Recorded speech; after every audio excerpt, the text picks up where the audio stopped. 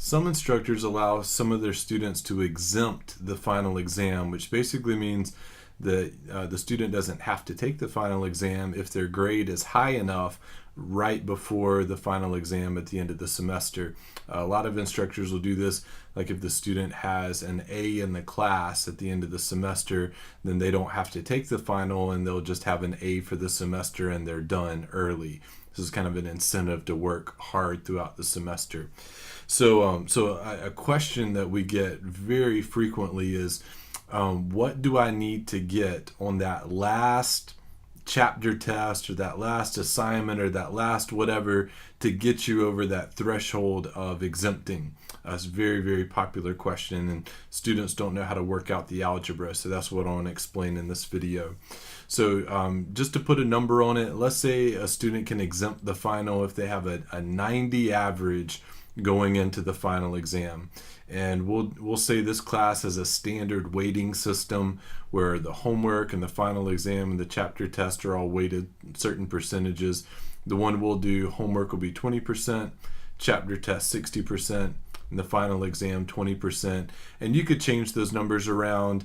You could have more categories. You could have a quiz category. It doesn't really matter.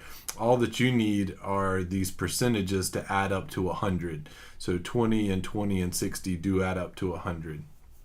Okay, so let's explain this in the context of an example. So let's say here's our information. So we've got a student. There's 5 chapter tests during the semester. He's made an 87, a 95, an 84, a 90, and there's that one last chapter test to go. He has a 93 homework average, and let's assume homework is finished, and that will be his final average. No more homework left to go towards that grade. And then obviously an unknown final exam, because this student doesn't want to take the final exam. He's trying to exempt the final exam.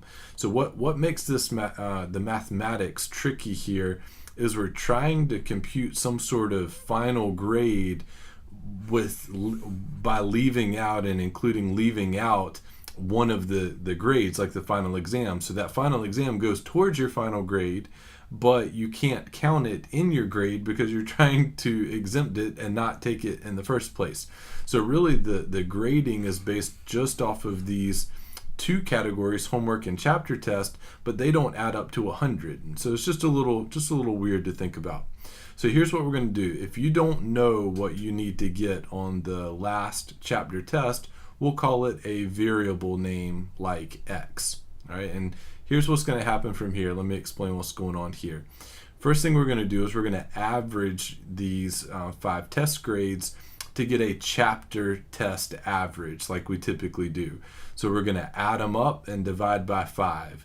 Now the first 4 add up to 356 plus the X plus the 5th test, which we don't know what that is yet, so we'll just leave it as X, all divided by 5. And then the homework average currently is 93.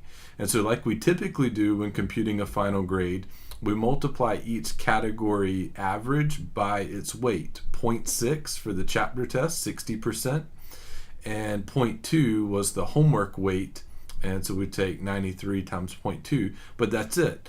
Notice there's nothing with the final exam incorporated because we haven't taken the final exam, and in fact we don't want to take the final exam. We're trying to exempt. So this is all we're going to have.